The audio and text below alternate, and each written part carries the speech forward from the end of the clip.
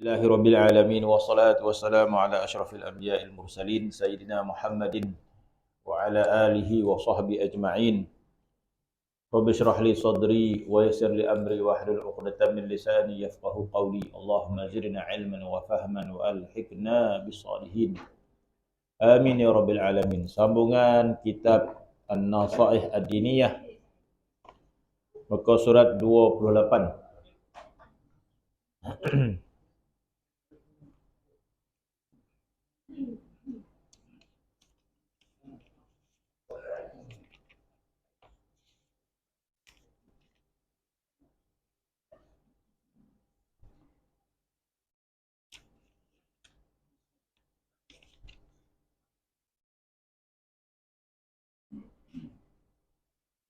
Sambungan perenggan yang terakhir dalam tajuk memohon husnul khatimah. Kemudian menceritakan tentang keadaan mati dalam su'ul khatimah. Qala al-muallif rahimahullah wa nafa'ana bi'ulum fid darin amin. Di antara hal-hal yang seorang muslim takut ditimpa su'ul khatimah, yakni di antara hal-hal seorang muslim yang menyebabkan dia mati dalam su'ul khatimah ialah membuat bid'ah dalam agama. Yang dimaksudkan bid'ah di sini adalah bid'ah sayyi'ah. Yang dimaksudkan bid'ah di sini adalah bid'ah sayyi'ah, bid'ah yang buruk, sebagaimana yang diberikan huraian bid'ah itu oleh para ulama yang mu'tabar ahli sunnah wal jamaah. Walaupun hadis Nabi SAW menyebut kullu bid'atin dalalah wa kulli dalalatin finnar. Walaupun hadis yang diriwayatkan fi kulli bid'atin dalalah, setiap bid'ah itu sesat, wa kulli dalalah finnar, dan setiap sesat itu masuk neraka. Walaupun hadis Nabi itu menyebut sebegitu, tetapi para ulama menghuraikan makna setiap bid'ah itu sesat. Maka telah dihuraikan oleh ulama termasuk Imam Syafi'i, termasuk sultanu ulama, iaitu Syekh Izzuddin Ibn Salam. Dia mengatakan bid'ah itu terbahagi kepada 5. Bid'ah wajib, bid'ah sunat, bid'ah wajib, bid'ah sunat, bid'ah harus, bid'ah makruh, bid'ah haram. Maka kata Syekh Izzuddin Abdul Salam, walaupun Nabi menyebut setiap bid'ah itu sesat, tetapi bid'ah itu tertakluk pada hukum yang 5. Ada bid'ah yang wajib, seperti pengumpulan Al-Quran, yang mana Sayyidina Osman melihat ini adalah satu perkara bid'ah yang wajib dilakukan. Ada bid'ah sunat dan sebagainya. Maka ulama itu bid'ah itu ada 5. Sebab itu ada perkara yang baru yang tidak dilakukan, tapi perkara itu tidak memakan sesat. Macam tahlil gitu. Tahlil al-ruah. Boleh gitu kata. Yang kita baca Yasin setiap malam Jumaat, baca Yasin. Adanya sambutan Maulid Nabi, adanya baca doa awal tahun, akhir tahun. Kalau orang tanya bid'ah, ya bid'ah. Doa awal tahun, doa akhir tahun, bid'ah. Sebab bid'ah itu bermaksud perkara yang baru. Bid'ah perkara yang baru yang tak ada pada zaman Nabi, kita buat, yang berkaitan dengan agama. Benda baru yang kita buat yang Nabi tak pernah buat, berkaitan dengan agama, maka itu maksud bid'ah. Tetapi apakah amal itu dilarang?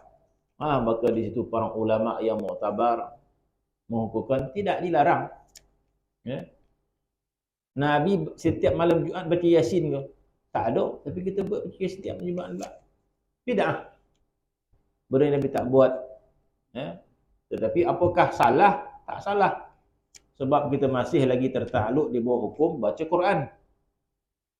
Tak kira lah waktu mana. Kita nak baca Quran malam Jumaat. Baca doa awal tahun, akhir tahun. Bid'ah. Ya bid'ah. Sebab Nabi tak mengamalkan perkara baru dalam agama. Tapi apakah berdosa salah? Tak salah. Kenapa? Dia masih lagi termasuk dalam perintah berdoa. Dan berdoa tak ada waktu-waktu yang tertentu. Ya. Maka sempurna awal hijrah kita berdoa. Maka ia bid'ah. Sayyidina Umar radhiyallahu anhu telah mengumpulkan orang untuk solat tarawih dan menambah kepada 20 rakaat. Nabi tak buat. Maka dibuat oleh Sayyidina Umar. Benda yang baru dalam ibadat. Maka dia bid'ah. Sehingga Sayyidina Umar kepahaman tentang bid'ah terbahagi kepada yang baik dan yang tak baik. Selepas Sayyidina Umar melakukan solat tarawih sebegitu, yang tak pernah dilakukan sebelumnya pada zaman Nabi, maka kata Sayyidina Umar, inilah secantik-cantik bid'ah. Ni'matul bid'ah hadhi, kata. Inilah bid'ah yang paling baik. Ketika Sayyidina Umar menambahkan bilang rakaat tarawih dan mengumpulkan orang berjemaah tarawih yang tak pernah buat sebelum tu, inilah sebaik-baik bid'ah. Jadi bagi ahli sunnah wal jamaah mengambil pendapat bahawa tidak semua bid'ah itu sesat. Nabi kata semua kul ni semua. Di sinilah pentingnya belajar ilmu usul fiqh.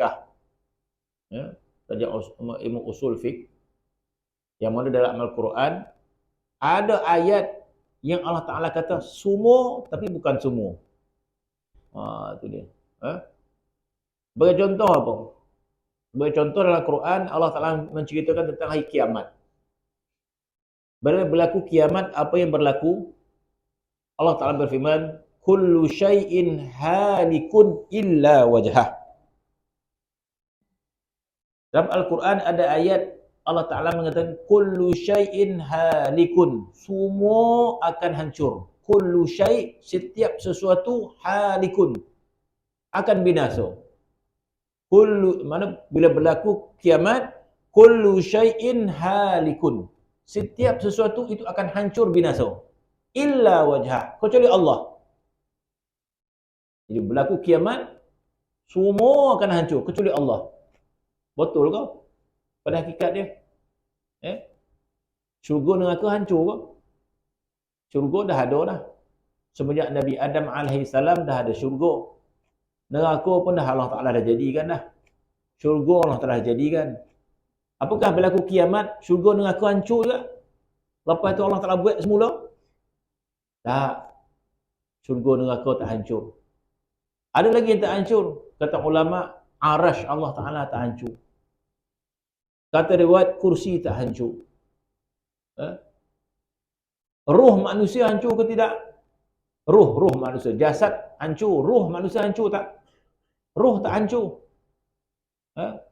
Dan jasad manusia ada satu tulang dekat badannya yang takkan hancur. Ajibuzam nama dia. Tak hancur tulang tu. Jadi Al-Quran kata kullu syai'in halikun. Quran kata semua akan hancur. Itulah orang belajar istilah. Adanya istisna. Walaupun Allah Ta'ala sebut begitu, maka ada pengecualian, ada dia punya ta'liq dia. Ada takdir kalam dia. Tu orang belajar bahasa. Ada takdir kalam dia. Jadi kalau Quran menyebut semua hancur kecuali Allah, maka dikecualikan dia. Sebab dalam kitab tauhid dia menyebut 10 perkara, 10 tak salah, yang mana berlaku kiamat dikecualikan daripada hancur. Termasuk jasad para anbiya alaihi wassalatu wassalam yang sampai sekarang ini tidak hancur, tidak dimakan tanah. Jasad para anbiya, mereka meninggal dunia, jasad mereka tidak hancur sampai sekarang. Berlaku kiamat pun jasad mereka tidak hancur keseluruhannya. Jadi begitu cara faham ayat Al-Quran. Begitu juga hadis Nabi SAW. Jadi kalau di sana ada ayat Al-Quran, walaupun Allah Ta'ala menyebut keseluruhan, maka tidak masuk semuanya. Begitulah hadis tentang menyebut kullu bid'atin dalalah wa kulli dalalatin finnar. Setiap bid'ah itu sesat. Maka ulama memahaman ada, bukan begitu maksud dia. Sebab itu Imam Syafi'i membagikan bid'ah kepada dua. Syekh Aziz bin Salam membagikan bid'ah kepada 5. Bid'ah wajib, bid'ah sunat, bid'ah harus, bid'ah makruh, bid'ah haram. Yang sesat itu bid'ah yang haram. Adapun Imam Syafi'i memberikan bid'ah pada 2. Bid'ah hasanah, bid'ah sayyi'ah. Ada bid'ah yang baik, ada bid'ah yang buruk. Maka itu maksud dia. Jadi apa yang kita lakukan bid'ah yang Nabi tak buat, tapi ulama kata masihlah kebaikan. Sambutan maulid Nabi, dikatakan Nabi tak sambut macam kita sambut. Maka perkara apakah yang ada dalam maulid Nabi? Yang ada menceritakan sirah, yang ada menceritakan akhlak Nabi, yang ada kita menceritakan, bukankah menceritakan tentang sirah Nabi itu benda yang baik? Bukankah menceritakan tentang kemuliaan Nabi itu perkara yang baik? Kemudian dalam maulid kita baca qasidah memuji Nabi SAW, perkara yang diharuskan. Jadi tidak ada dalam maulid Nabi itu suatu perkara yang dilarang oleh agama secara qat'i. Maka ada pun Al-Imam Abdullah Al-Haddad yang menyebut bahawa di antara seseorang yang menyebabkan mendapat su'ul khatimah, yang mana kita minta lindung daripada Allah Subhanahu wa taala daripada kematian kita, su'ul khatimah. Sentiasalah kita berdoa kepada Allah Subhanahu wa taala, berharap dan takut, raja dan khauf, berharap dan takut. Itulah cara kita meraih sesuatu daripada Allah Subhanahu wa taala. Cara kita untuk mendapat sesuatu daripada Allah Subhanahu wa taala sebagaimana berharap kepada Allah Subhanahu wa taala. Raja, kuat pengharapan kita kepada Allah, maka ini diberikan oleh Allah Subhanahu wa taala. Maka di antara raja kita kepada Allah iaitu mati dengan husnul khatimah. Kuatkan keinginan kita, kuatkan pengharapan kita kepada Allah, mati dalam husnul khatimah. Jangan kita buat tak roti apa kau ada situlah. Mana kita tak ada pengharap kepada Allah. Yang kita harap nak kaya ya. Bila lah nak kaya, bila nak kaya, bila kaya. Kita mengharap sesuatu yang tak penting. Sepatutnya kita berharap benda yang penting kepada Allah Taala. Nama dia raja. Di antara benda yang besar adalah husnul khatimah. Dijadikan kebimbangan kita. Pagi, petang, siang, malam yang kita bimbangkan adalah su'ul khatimah. Yang kita fikirkan pagi, petang, siang, malam yang kita harapkan adalah husnul khatimah.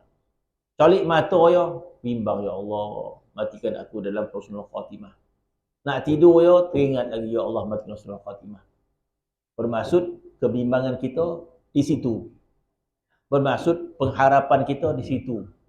Benda itu yang paling kita harap. Jangan pagi, petang, siang, malam, bila lah nak tukar kereta ni.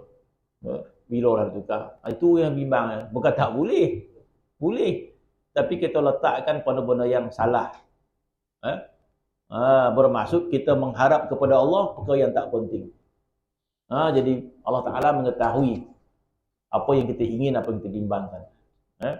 Sebab Allah Subhanahu wa Ta'ala dia akan timbang pengharapan kita dan apa yang kita takut, apa yang kita harap, Allah Ta'ala tahu.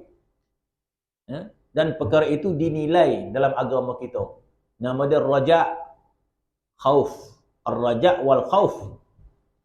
Sesuatu yang benar kita inginkan, yang kita harapkan, sesuatu yang kita bimbang, sesuatu yang kita ketakut, Allah Ta'ala nilai semua tu. Walaupun tak pernah kita cakap. Tak pernah kita cakap pada orang pun apa yang kita harap dekat dunia ni. Allah Ta'ala mengetahui. Ya? Maka tinggikan pengharapan kita pada benda yang baik-baik. Mengharapkan syurga, silakan. Ya? Takutkan neraka, silakan. Kita kata. Jadi Allah Ta'ala menilai. Ya? Tetapi dalam ilmu tasawuf, ada perkara yang lebih tinggi lagi yang kita berharap pada Allah Subhanahu Wa Ta'ala. Ada perkara yang lebih tinggi lagi untuk kita rasa takut berbanding syurga dan neraka. Kita kata mengharap syurga itu yang paling tinggilah. Takutkan neraka itu benda yang tinggilah. Tapi dalam ilmu tasawuf berbicara ada yang lebih tinggi lagi daripada syurga dan neraka. Jadi perlu kita belajar, perlu kita faham agar kita dapat menilai apa benda yang lebih besar daripada syurga. Macam orang tak faham, dia rasa 100 itu handal dah.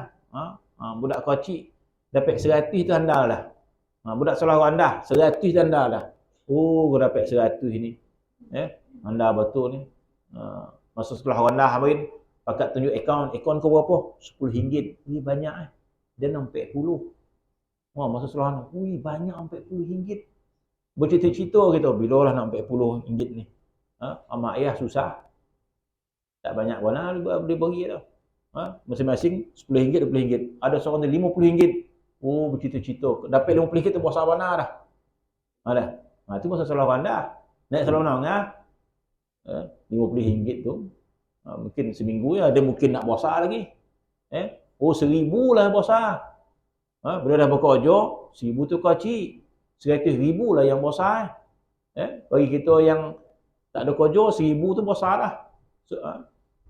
Bagi orang berniaga pula, kecil mana RM10,000. Sentiasalah dia memandang ada benda yang menilai. Begitulah kita. Sehinggalah bagi orang yang beriman, dia berikan keyakinan benda yang paling benar adalah akhirat. Benda yang paling benar adalah syurga Allah Subhanahu Wa Ta'ala. Maka hati kita pun berharap kepada itu. Walal akhiratu khairul laka minal ula. Akhirat lebih baik daripada dunia. Wabtaghi fima ataka Allahu daral akhirah. Tuntutlah, carilah sesuatu yang Allah Ta'ala sediakan untuk akhirat nanti. Oh begitu, akhirat itu cukup besar. Syurga itu besar nilai dia. Tempat kehidupan kita yang paling terakhir, yang kekal abadi. Tak akan kita berharap situ.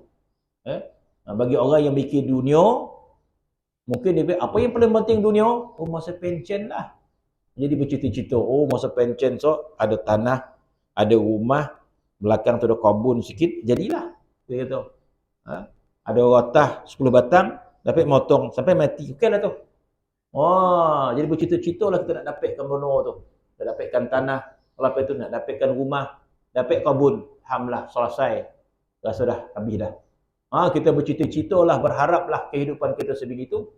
Rupa-rupanya ada yang lebih bernilai daripada itu. Apa dia? Kenapa tidak fikirkan akhirat? Kenapa? Itu tempat kita yang kekal abadi. Macam mana nak pastikan? Maka dengan amalan, dengan ketaatan dan sebagainya. Maka kita pun berharap kehidupan kita di akhirat. Berharapkan syurga dan sebagainya. Apa yang kita takutkan? Kalau dekat dunia yang kita ketakutkan, kepapaan, kemiskinan. Takutlah kita pergi petang, siang, malam. Ada yang lebih patut kita takut. Azab Allah Subhanahu Wa Ta'ala. Maka kita membaca apakah azab Allah Subhanahu Wa Ta'ala. Maka kita lebih takutkan tentang akhirat. Maka pengharapan kita tu lebih menumpu kepada akhirat. Maka silakan. Allah Subhanahu Wa Ta'ala mengetahui apa yang ada dalam hati kita. Maka dalam ilmu tasawuf berbicara tentang ada yang lebih daripada itu lagi yang kita harapkan. Iaitu keredaan Allah Subhanahu Wa Ta'ala. Ada yang lebih tinggi lagi daripada itu, iaitu ma'rifatullah. Makrifat kepada Allah Subhanahu Wa Ta'ala. Maka kita belajar apakah yang dimaksudkan dengan ma'rifatullah. Maka bila kita memahami nilai ma'rifatullah, maka hati kita mula terpikat ke situ. Maka kita menginginkan makrifat kepada Allah pagi, petang, siang, malam. Pagi, petang, siang, malam.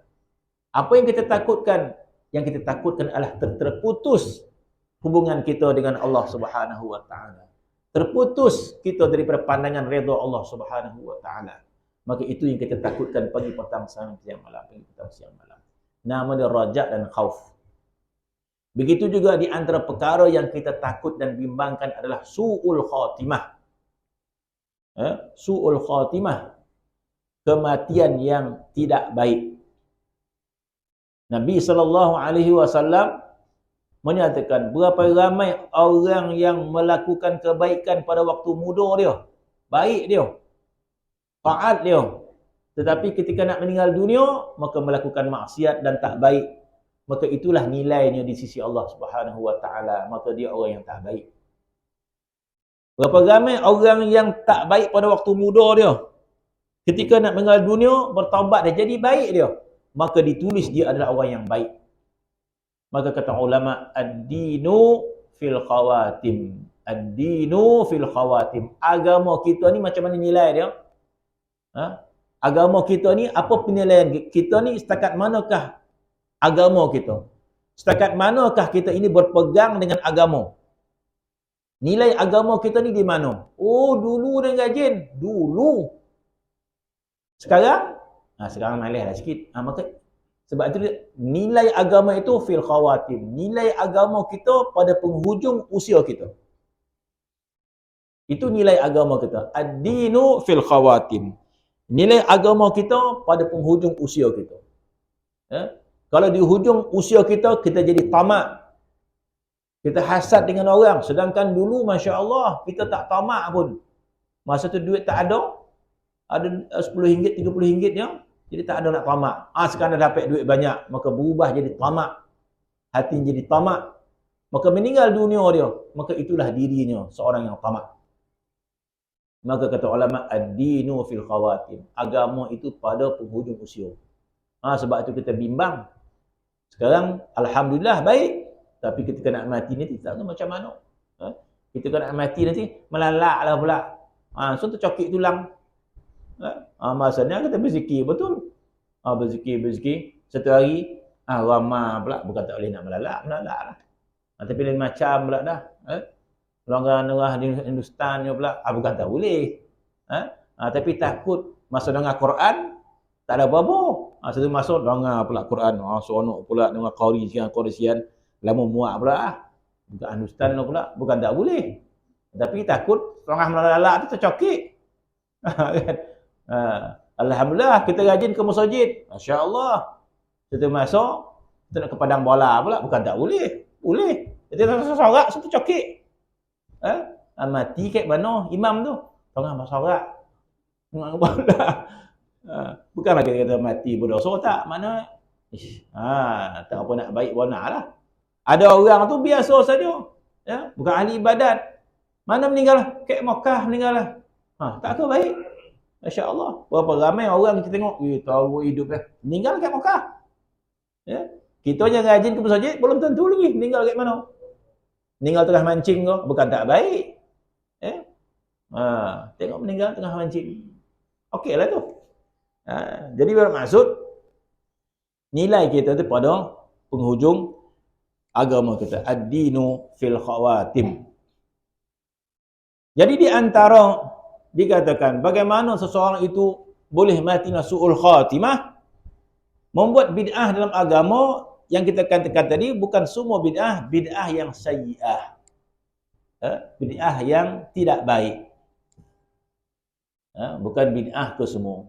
Kenapa? Sebab pengarang kitab ini, Al-Imam Abdullah Haddad, Masya Allah, beliau juga sentiasa membuat maulid. Jadi dimasukkan al-bid'ah sayyi'ah. Demikian pula dengan menanam syak dan ragu dalam hati terhadap Allah Subhanahu wa taala. Masya Allah. Ini perbahasan yang panjang. Apa maksud syak dan ragu kepada Allah Subhanahu wa taala? Ada beberapa darajat. dalam bab iman tak boleh kita syak dan ragu pada Allah. Tak boleh. Sebab yang nama iman adalah jazim. Sebab itu al-imanul jazim. Beriman kepada kewujudan Allah, beriman kepada keesaan Allah, tidak diterima dengan syak. Iyo kau ada orang Ta'ala, tak boleh syak. Mesti jazam, putus. Yakin gitu. Kepada kewujudan Allah tu jazam. Kepada keesaan Allah tu jazam. Tidak menerima iman yang ragu tak boleh. Jazam. Dengan dalil yang kuat, maka keyakinan kita tu jazam. Yakin kita kata. Sebab kita ada dalil, maka kepercayaan kita kepada Allah tu jazam, bukan syak. Jadi apa maksud syak dan ragu di sini? Jadi syak dan ragu di sini bukan syak pada kewujudan Allah, bukan syak kepada keesaan Allah, lebih kepada ragu tentang rezeki Allah pada dia. Itu maksud dia. Mana dia tidak yakin nasib dia dekat dunia. Hidup ke tidak ni, dapat ke tidak rezeki Allah Subhanahu. Mana rasa bimbang dengan rezeki Allah. Di situ mengurangkan nilai iman. Mana orang yang tidak yakin tentang rezeki Allah, di situlah yang dimasukkan syak kepada Allah. Bukan masuk syak kepada kewujudan Allah, bukan bermaksud syak kepada keesaan Allah. Itu tak boleh. Itu tak ada kompromi. Itu tak masuk kepada bab dosa, tak. Itu dilarang langsung. Tidak sah langsung iman kita. Kalau kita syak terhadap kewujudan Allah, syak kepada keesaan Allah, itu tak boleh. Tapi yang dimasukkan di sini adalah syak dan ragu dalam hati kita terhadap Allah dan para rasul dan hari akhirat. Kita masuk itu. Lebih kepada rezeki yang dikurniakan oleh Allah Subhanahu wa taala. Maka mungkin juga masuk di sini syak kepada rasul akhirat ini adalah su'ul khatimah yang begitu buruk. Sebab su'ul khatimah ni ada darajat dia. Buruk kematian ada darajat dia. Su'ul khatimah, tidak beriman kepada Allah, su'ul khatimah. Orang meninggal dunia tidak beriman kepada Allah, maka su'ul khatimah. Kematian yang tidak baik. Orang beriman pada Allah Subhanahu wa taala tapi ahli maksiat, pun kita kata su'ul khatimah. Tetapi su'ul khatimah orang Islam tidaklah seteruk su'ul khatimah orang kafir.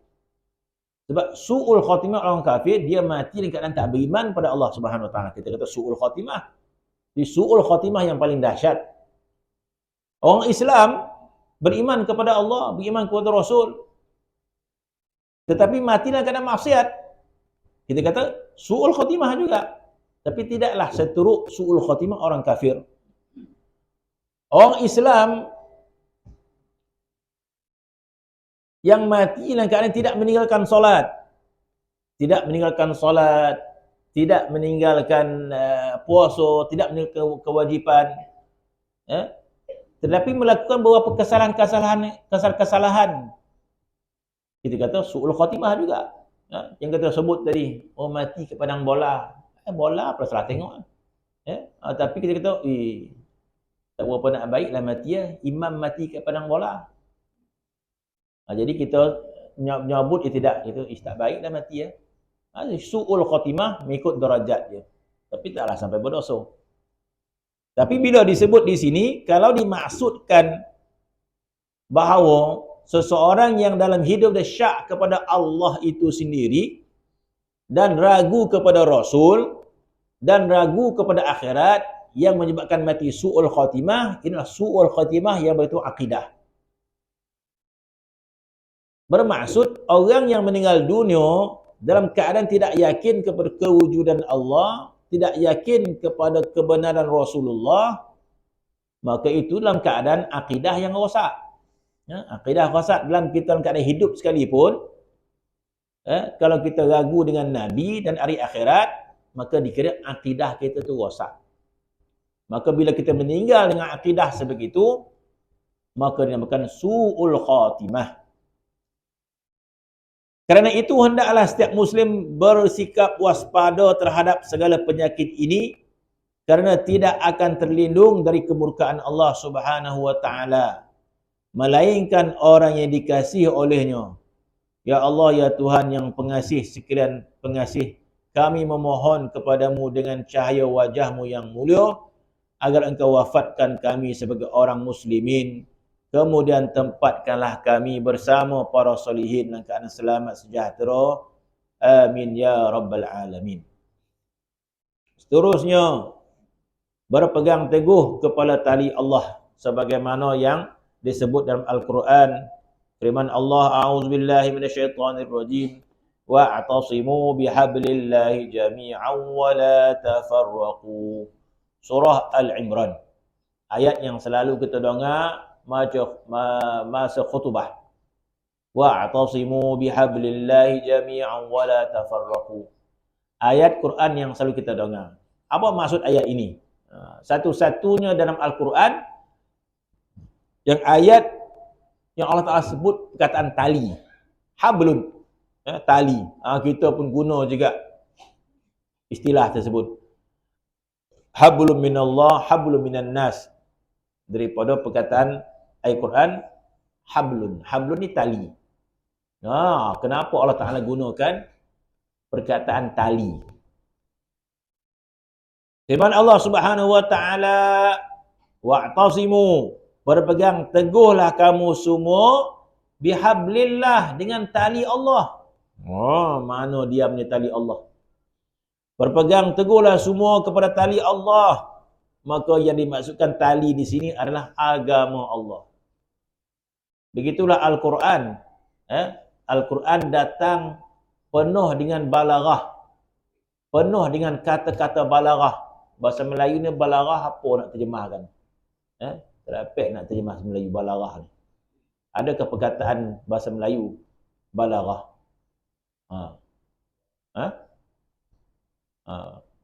Bahasa balaghah. Bahasa balaghah ni bahasa yang tinggi. Termasuk apa ni, pepatah. Pepatah tu sebahagian daripada balaghah. Apa lagi? Apa nama panggil? Orang panggil apa? Peribahasa. Peribahasa.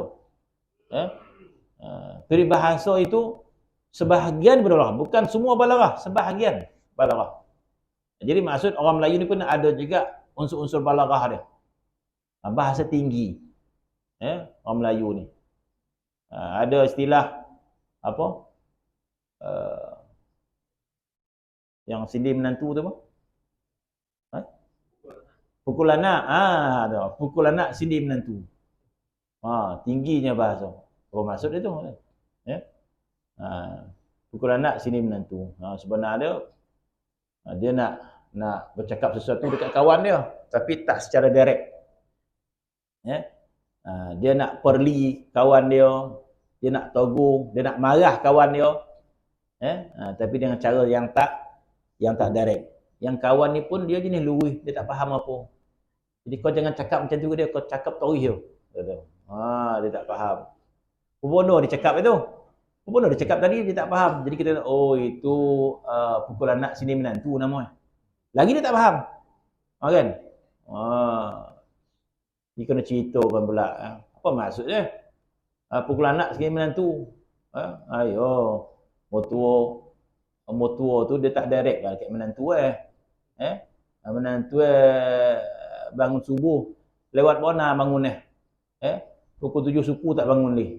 Jadi dia marah anak apa kau ni tak bangun? Anak dah bangun dah. Jadi menantu tu, oi Kak Dan khabar tu. Dia dia nak marah menantu dia marah ke anak kan. Ada orang marah ke kucing kan. Apa kucing ni tidur je. Pemalih betul. Yang tidur menantu dalam tu. Dimarah kucing kan. Apa kucing ni? Tidur makan. Pemalih betul kita. Jadi tengah tu, keden kau dengan barang. Memang pun. Dia bahasa sindiran. Jadi bahasa tu tinggi. Kadang-kadang buat macam tu lagi dalam dia punya kosan dia kan. Ui, yang buat tak nak duit dah. Dimarahi kucing betul tapi halus pun lah. Masuk berdosuk. Teringat itu. Jadi Quran sebegitu. Masya Allah. Ada mak ayah, dia larang anak, dia larang tak diikut Jangan buat ayah. Sekali, naik, kata dia. Sebelum ni, jangan naik, jatuh Kang. Jangan naik, jatuh. Naik dia. Sekali tu datang, naik. Ini macam pula mak ni. Tak berani dia dah. Tu macam mana kalau naik lah, kau nak pukul. Tak, itu balarah. Jadi mana suruh, tapi sebenarnya ancaman. Naiklah dia tu. Panjik. Tak berani dah. Begitu juga Al-Quran. Ada ayat-ayat macam tu. Allah Subhanahu wa taala suruh zuk. Rasakan ada ayat kata buatlah maksiat, buat maksiat. Ada ayat kata buat maksiat. Tuhan suruh tak? Tuhan mengancam. Dalam Al-Quran ada ayat yang Tuhan suruh, buatlah maksiat, buat. Tuhan suruh tak? Itu ayat sindiran. Maka di antara balaghah yang Tuhan gunakan, wa'tasimu bihablillah, berpeganglah kamu kepada tali Allah. Sebab yang dimaksudkan oleh Allah adalah agama. Berpeganglah dengan agama. Tetapi agama ini benda yang maknawi. Benda yang maknawi, tak nampak bentuk dia. Bagi nak lebih jelas lagi, jadi macam mana nak pegang benda maknawi? Agama ni benda yang maknawi.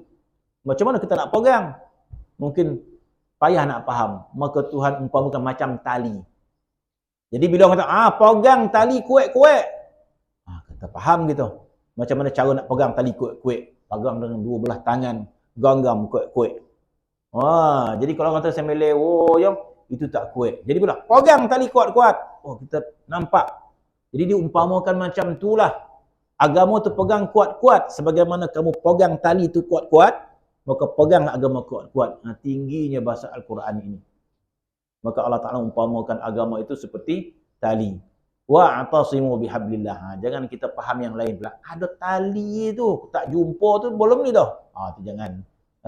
Dia nak faham macam tu juga. Apa maksud berpegang tali Allah Ta'ala? Dia ada dah pernah nampak lu masa sembahyang tali tu. Belum dah, dan dah nampak dah. Dia belum mengarut. Kalau kita belum pegang tu, belum sampai hakikat dah. Dia belum mengarut dah. Alhamdulillah, malam tadi dan tengah beratip-beratip, nampak tali tu. Besar ya benda Ada yang mula mengarut dah. Sedangkan Allah Ta'ala hanya bercakap secara kiasan sahaja. Berpeganglah kamu dengan tali Allah keseluruhannya. Wala tafarraqu. Dan jangan kamu bercerai-cerai. Bermaksud kita bersatu di atas agama. Dengan agama ini kita bersatu. Bila semua orang berpegang teguh dengan agama, maka bersatu. Bila tak pegang teguh, maka kita bercerai-cerai. Ayat ini merupakan perintah Allah yang nyata untuk berpegang teguh kepada agama Allah yang diredainya dan diyakini. Maka kita tak ada pilihan. Kalau kita nak jadi yang terbaik, maka kita kena jadi orang yang beragama. Saya nak sikit-sikit je lah. Tak nak jadi labai pula dah. Terpulang lah. Peguat agama bukan masalah jadi labai. Pegang agama. Sebab apa? Sebab dia perintah daripada Allah Subhanahu wa taala. Ayat ini merupakan perintah Allah Ta'ala yang nyata berpegang teguh agamanya. Yakni menjaga dan mempelajarinya. Kalau kita menjaga, kita belajar agama, bermaksud kita cuba untuk berpegang dengan agama. Tunjukkanlah macam mana cara kita nak berpegang kuat dengan agama, tunjukkanlah. Sama ada kita belajar, sama ada kita beramal, tunjukkan. Jadi terlampau banyak lapangan agama untuk kita perkuatkan agama, terlampau banyak lapangan dia. Banyak lapangan untuk beragama ni. Tak boleh yang ni, tak boleh A, ada B, ada C dan sebagainya. Dan akhirat nantilah Allah Ta'ala akan timbang seluruhnya. Dan kita belajar dan kita menjadi orang yang bijak. Bahagian manakah yang kita nak cari. Kalau depan tu banyak harta, macam-macam ada depan tu. Disuruh kita ambil ambil barangan yang ada depan kita, ambil lah. Sekadar apa kata, sebanyak kita punya pemeluk gitu. Dalam tu macam-macam ada benda. Kalau kita pergi ke supermarket contoh dia. Jadi tokek supermarket tadi, dia bagi kita, dia bagi satu beg plastik, kau ambil lah sebanyak-banyak satu plastiknya. Dalam supermarket tu semua ada. Jadi dia bagi kita ni masuk, dia bagi plastik, ambil lah sebanyak mana tapi satu plastik je. Semua boleh. Jadi kalau orang bijak dia macam mana? Dia akan cari benda yang paling mahal kan. Paling mahal. Orang sebanyak-banyak dia ponoh. Maggi isi ya. Dia orang makan Maggi. Ponoh tu kan. Bila nilai-nilai lah RM50 baru. Mana tak bijak. Banyak juga ponoh. Dia ambil kan. Ada orang ambil sikit je. Apa dia ambil? Handphone dia ambil. Kan? Handphone semua dia ambil kan. Satu tu. Kira-kira satu handphone tu yang 2,000 maun dekat 100,000 dapat. Jadi begitu juga agama sebenarnya. Mungkin saja orang tu tak dapat nak mengambil semua. Sebagaimana sahabat Nabi faham. Dia nampak agama ni terlampau banyak. Bidang untuk buat baik terlampau banyak. Dan dia faham, dia tak mampu nak buat semua. Dan terkadang-kadang berat. Maka datang sahabat kepada Nabi SAW. Ya Rasulullah, kata sahabat tadi. Aku lihat perintah agama terlampau banyak. Maka sahabat tadi minta, Ya Rasulullah, tunjukkan aku satu amalan yang mudah tapi besar pahala. Bijak betul. Macam kita nak pergi supermarket tadi, ambil lah semua, satu plastik je. Kita tanya kat toket, mana tempat yang paling mahal tapi ringan. Paling mahal, paling ringan. Ketua tu pun dia jujur. Yang paling ringan, paling mahal, omeh lah. Dah pesta cokak pun dah apa. Jadi tanyalah. Kalau tak tahu, tanyalah. Ini tahu orang buah masuk je. Pergi ambil Maggi plastik. Kan? Tanyalah. Dia tanya, mana yang paling ringan tapi mahal? Pergi kat teh. Lepas tu ada omeh. Dia pun pergi situ. Tak payah penuh plastik pun buat balik. Begitulah sahabat Nabi tadi. Bertemu dengan Nabi, Ya Rasulullah, amalan dalam Islam ni banyak, katanya. Tunjukkan aku ya Rasulullah amalan yang mudah, pahala dia besar. Maka Nabi kata, Ma zala lisanuka ratban bi dzikrillah. Sentiasalah lidahmu basah berzikir pada Allah. Modal berzikir je. Maka tak mampu kita banyak. Qiyamul lail tak mampu. Nak pergi Mekah, nak pergi umrah, duit tak cukup pula. Apa lagi? Tak mampu. Nak bersedekah, duit tak ada.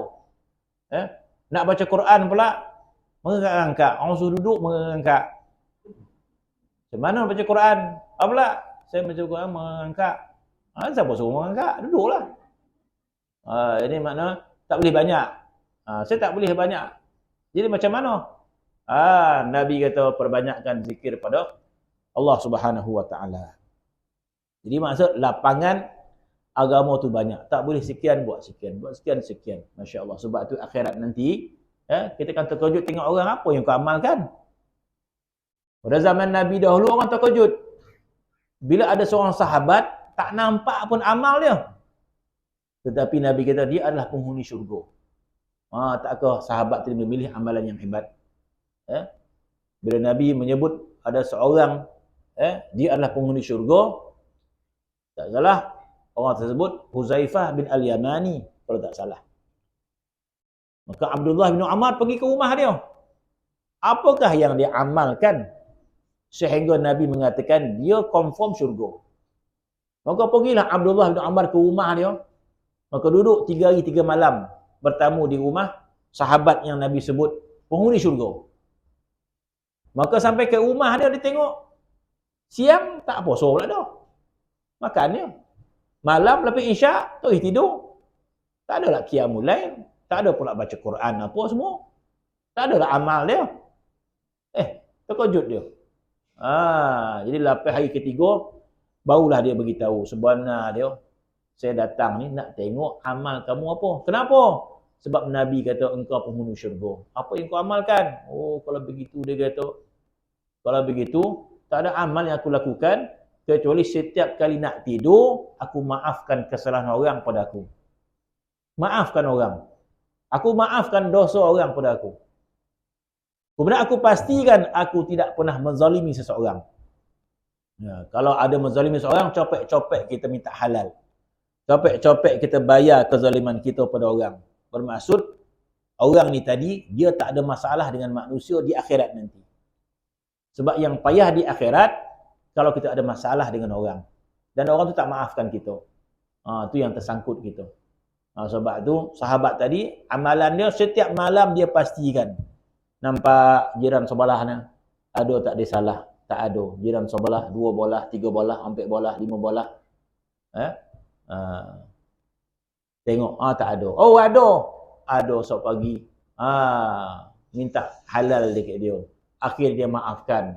Dah, sebelah ni tak ada. Sebelah semua. Adik-beradik pula ada tak yang terasa dengan kita?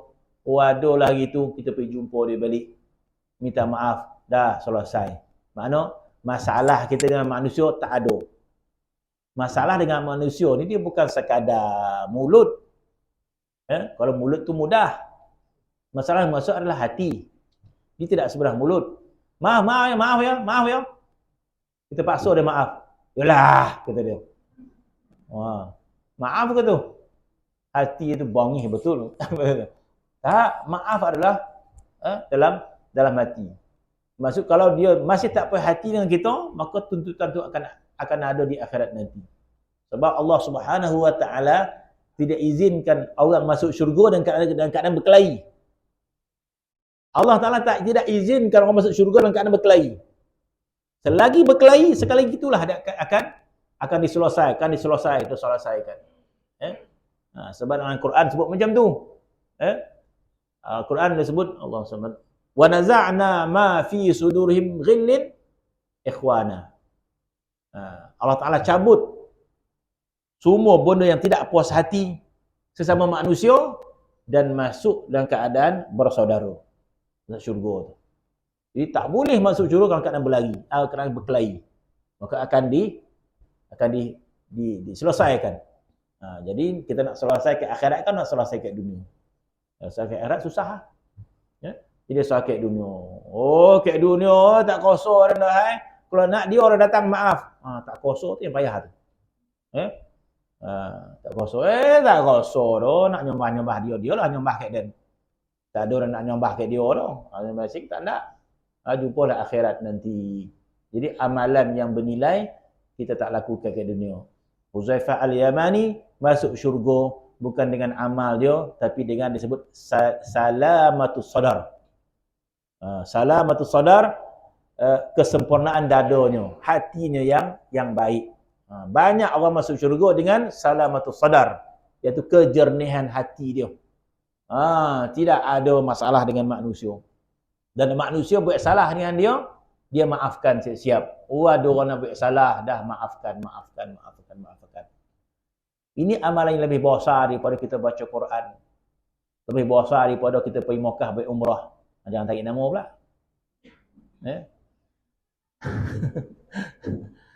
Jadi itu maksud dia. Jadi maksud kata dalam Islam ni banyak amalan dia. Carilah. Maka katanya,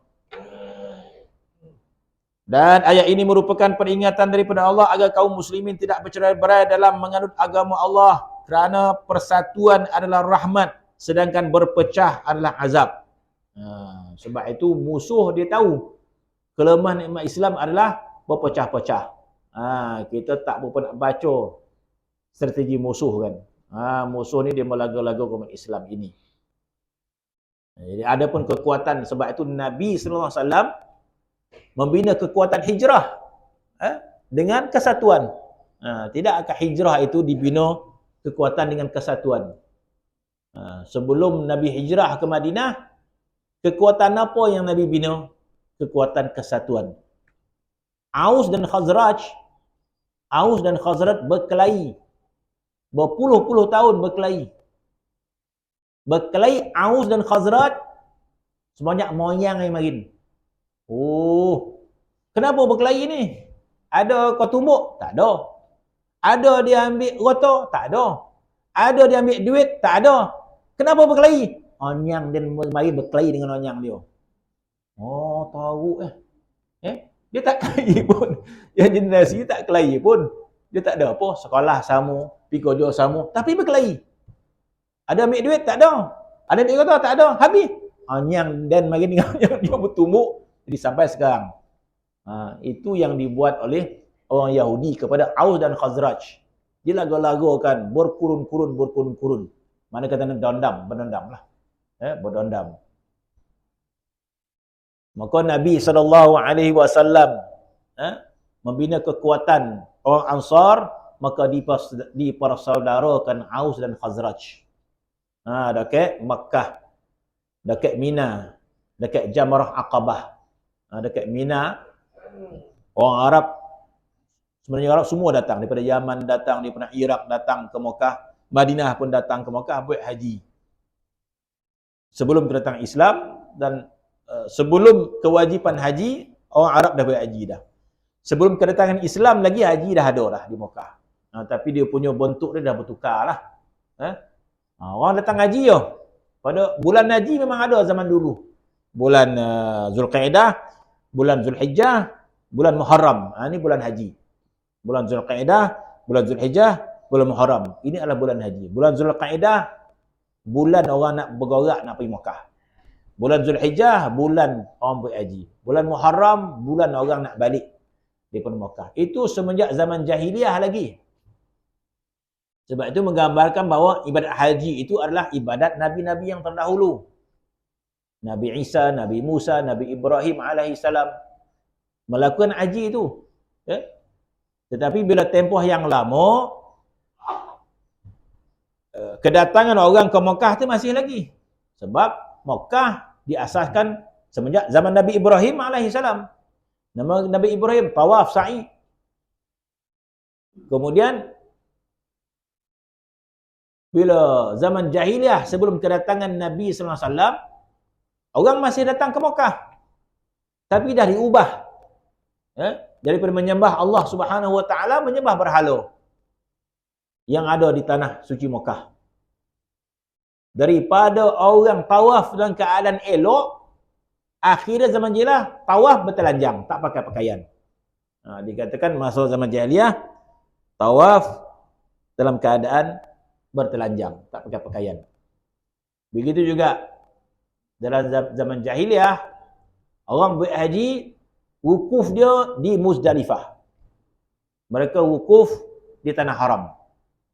Zaman jahiliah orang wukuf juga, tapi wukuf di Muzdalifah. Bilalah sampai Nabi SAW datang syariat haji, maka ketika mana Nabi datang ke Mekah menunaikan haji, yang mana di Mekah masih lagi ada orang musyrikin. Orang musyrikin masih lagi ada di Mekah. Dan Nabi datang menunaikan haji. Maka ketika tu orang kafir tengok macam mana Nabi berhaji. Maka Nabi perintahkan sahabat pakai kain ihram, tuai kain ihram. Sampai di Kaabah, orang yang tak beriman tengok, masih tengok macam mana orang Islam boleh berhaji. Maka sampai dekat tawaf, Nabi beritibak. Buka kain ihram, tunjukkan tangan kanan, itu itibak nama dia. Kenapa Nabi itibak?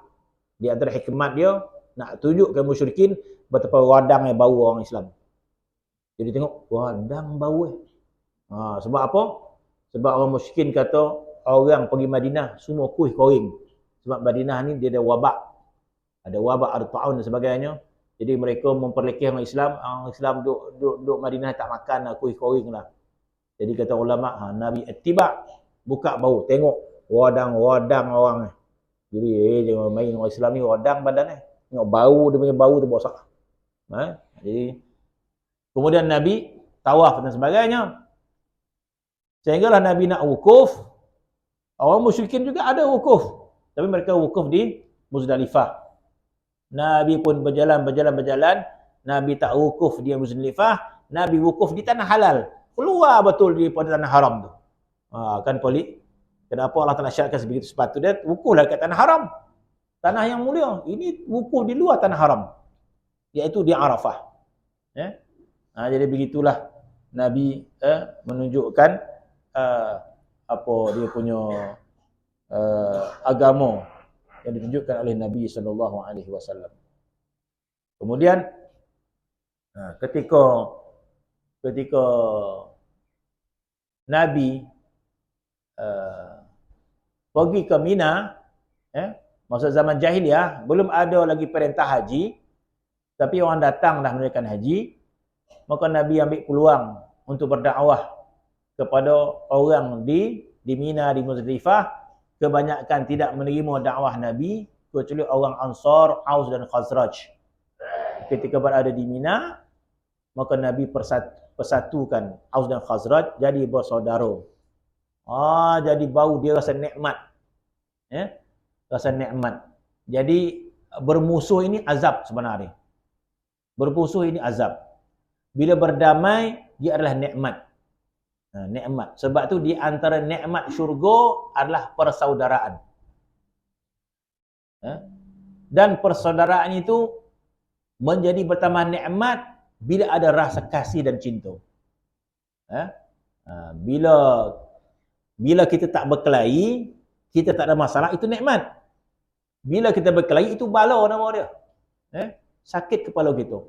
Tengok orang ni kelahi, tengok orang ni kelahi, tengok orang ni kelahi. Sakit tak kepala? Sakit. Satu azab sebenarnya. Tetapi kadang-kadang syaitan yang membisikkan, nafsu juga bisikkan, tak payah, aku rontok-rontok je. Kau tak payah pedulikan. Sebenarnya bisikkan syaitan kepada kita. Sedangkan dia azab sebenarnya. Azab. Tak percaya tengok kat taman tu, orang ni kelahi ni, orang depan kelahi, belakang lagi, duduk seorang je. Takkan azab nak bercakap? Payah. Azab sebenarnya. Kita kalau badan kita azab, kan kita cari ubek, tak tahan kita dah. Kalau gaut, seminggu tahan tak Ustaz? Ada lalap Ustaz. Tak tahan dah. Gaut, sehari tak tahan dah. Sakit. Capek-capek cari ubek kan. Jadi kita dalam keadaan sakit bila kita berkelahi ni. Siapa yang sebut? Allah Subhanahu Wa Ta'ala yang sebut. Wazkuru ni'matallah idh kuntum a'daan fa'allafa baina qulubikum fa asbahtum bi ni'matihi ikhwana. Allah Ta'ala yang sebut. Allah Ta'ala tahu, kita saja menafikan benda tu. Kita saja yang menafikan bahawa persaudaraan itu nikmat. Sedangkan Allah Ta'ala menyebut begitu. Firman Allah, wazkuru ni'matallah. Ingatlah nikmat Allah. Wazkuru ni'matallah. Ingatlah nikmat Allah. Ayat itu ditujukan kepada Aus dan Khazraj dan yang berkelahi semula di Madinah Al-Munawwarah. Sedangkan Nabi ada di situ. Aus Khazraj berkelahi semula disebab dicucuk oleh orang Yahudi. Orang Yahudi ni terlampau sakit hati bila tengok orang Islam bersaudara ni. Yang sakit hati siapa? Orang Yahudi. Syaitan pun sakit hati juga. Syaitan pun sakit hati. Orang Yahudi sakit hati dia.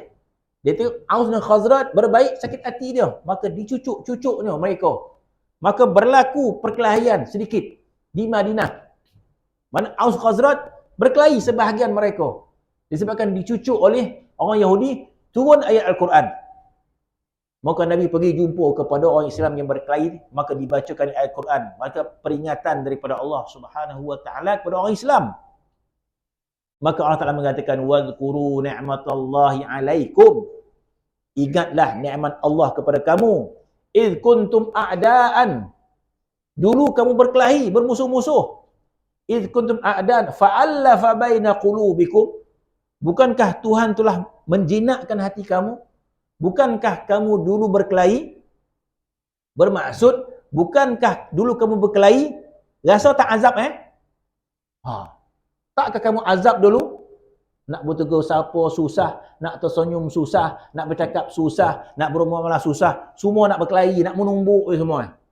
Tak ingat kau? Iz kuntum a'daan fa'allafa baina qulubikum. Kemudian Tuhan mesrakan kamu, dah boleh berpeluk-peluk pula dah. Kemudian kamu nak musuh balik, Cuba kenangkan nikmat dahulu. Fa'allafa baina qulubikum fa asbahtum bi ni'matihi ikhwana. Maka jadilah dengan saudara itu nikmat daripada Allah. Fa asbahtum bi ni'matihi ikhwana. Maka jadilah kamu dengan nikmat Allah Taala itu kamu bersaudara. Bermaksud bersaudara itu adalah nikmat daripada Allah Subhanahu wa taala.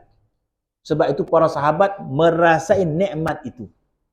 Nikmat. Ya? Bersaudara itu nikmat. Disebabkan lazatnya nikmat bersaudara, maka hilang nikmat harta.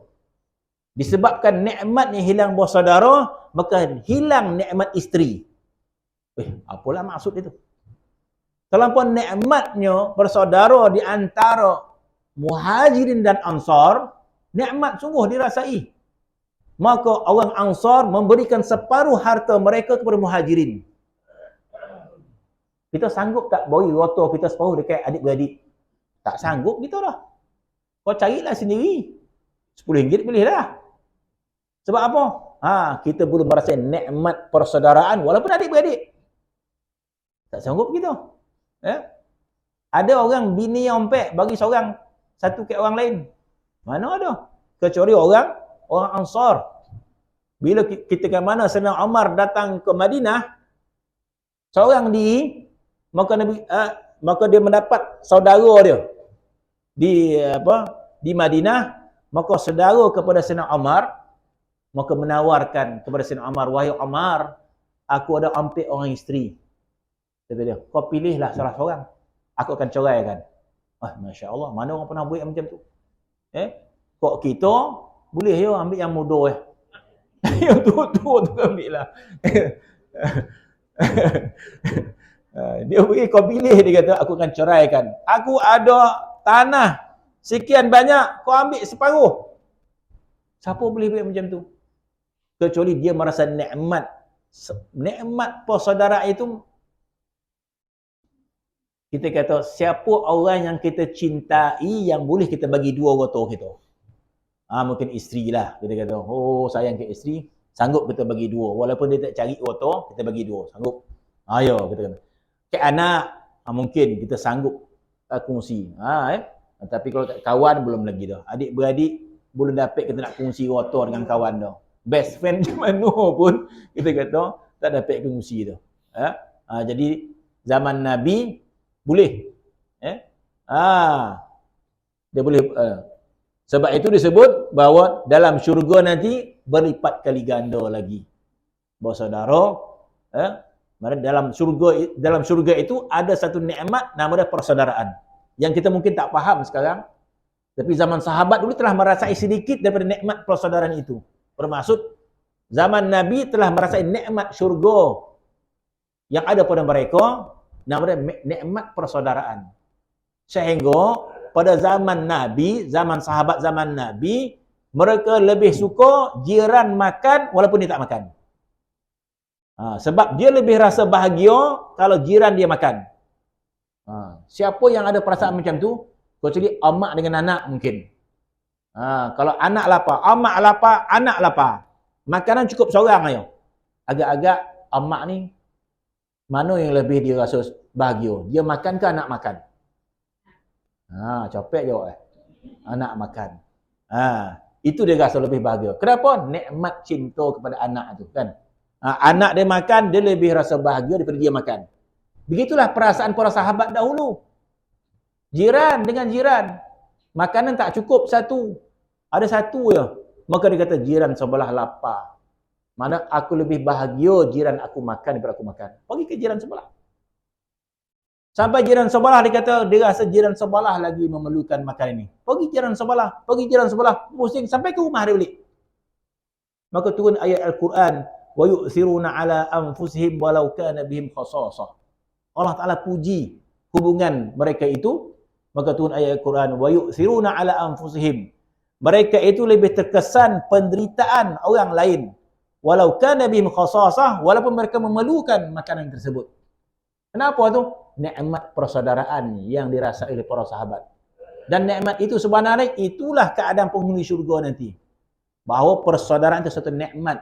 Bermaksud bila kita nampak kawan kita datang, Masya Allah, nikmat, kita kata. Nampak wajah dia nikmat, belum bercakap lagi. Bila dia cakap saja, ya Allah, sadap dengar aku bercakap. Kau bercakaplah, jangan berhenti. Wah, kalau kat sini, bila orang nak berhenti bercakap ni? Tak sadap kan. Pok-pek dengar. Tak sadap batu dia bercakap. Bila nak berhenti kan? Tak dengar, tak sadap cakap. Tapi di akhirat, memandang wajah saudara itu nikmat, mendengar cakap dia nikmat, nikmat persaudaraan. Jadi nikmat itu hilang kepada orang Islam. Maka pertolongan Allah sentiasa, rahmat persatuan rahmat Allah Ta'ala berpecah adalah azab. Pertolongan Allah juga sentiasa menyertai orang yang bersatu padu sebagai maksud Nabi SAW. Ya? Pertolongan Allah ada pada kesatuan umat Islam. Sebab itu Allah Subhanahu Wa Ta'ala wajibkan. Kalau Tuhan tak wajibkan, sebab Allah Ta'ala jadikan syarat. Pertolongan Allah, kekuatan Allah, bila kita bersatu, datang kekuatan Allah Subhanahu Wa Ta'ala. Sebab itu Tuhan wajibkan. Kalau Tuhan tak wajibkan kita solat Jumaat, tak ada kita datang nak sama-sama lah. Dan tak nak lah pergi dah. Sebab apa? Sebab dia tu datang ada sama dan malah pergi dah. Tak? Jomlah pergi. Siapa yang datang? Orang tua ada dan tak nak pergi dah. Tapi kalau solat Jumaat ada pergi tu. Dan tak nak pergi masjid tu dah. Sebab orang tua ada. Tak boleh. Suka tak suka datang. Ya? Sebab apa? Bila kesatuan itu datang rahmat daripada Allah Subhanahu Wa Ta'ala. Datang dulu. Berkelahi itu solat lain. Kalau tak suka solat lain, datang. Solat Jumaat. Korea yang sama, datang Korea yang sama. Jangan pergi melompet Korea lain pula. Dan tak nak pergi Korea dah. Dan tak imam dia setuju dah. Dan nak jadi JK pocah. Dan larilah pergi Korea lain. Mana boleh, tak boleh. Pergilah Korea situ. Kecuali sebab-sebab yang lain lah. Tapi kalau alasan kita tak nak solat dekat Korea gitu, sebab tak suka ke imam maka kita tak boleh. Berapa hari jugalah. Sebab apa? Untuk bersatu kita kata. Maka diwajibkan. Apatah lagi kalau kita bersatu dengan penuh rasa kecintaan. Muslim kena bersatu. Kita tak suka orang kulit hitam, tak suka ni. Dekat Makkah bercampurlah kita. Saya tak nak orang Afrika ada busuk badan tak nak dah. Contoh dia kan. Tak ada. Dekat Makkah bercampurlah kita dekat tawaf tu. Orang mana bercampurlah kita di situ. Sebab apa? Allah Ta'ala inginkan kesatuan umat Islam itu. Sama ada kita bersatu dengan dengan perintah yang wajib, dengan perintah, ataupun kita bersatu dengan keinginan kita sendiri. Seperti ini yang terbaik. Kita bersatu dalam keadaan memang kita ingin bersatu. Kita bersatu kerana kita ingin bersatu. Ini lebih baik mendatangkan kekuatan. Maka pertolongan Allah juga sentiasa menyertai orang yang bersatu padu. Sebagaimana maksud hadis Nabi SAW. Jam tak ada depan lah. Sampai ke 9 kan ni. Agama ini akan kuat dan mulia jika didasari dengan kebulatan tekad, persatuan, saling menolong dalam mencapai tujuan. Sedangkan perpecahan dalam agama dan tidak ada saling menolong dalam menegakkan jadi hina dan lemah. Jelaslah bahawa persatuan dalam agama adalah pokok segala kebajikan dan kebaikan. Sedangkan perpecahan agama adalah segala kejahatan dan malapetaka. Jadi Allah Subhanahu Wa Ta'ala meninggalkan ayat wa'tasimu bihablillahi jami'an wa la tafarraqu. Wallahu ta'ala alam. Sambung nanti surat 30. Bismillahirrahmanirrahim. Alhamdulillahirabbil alamin wassalatu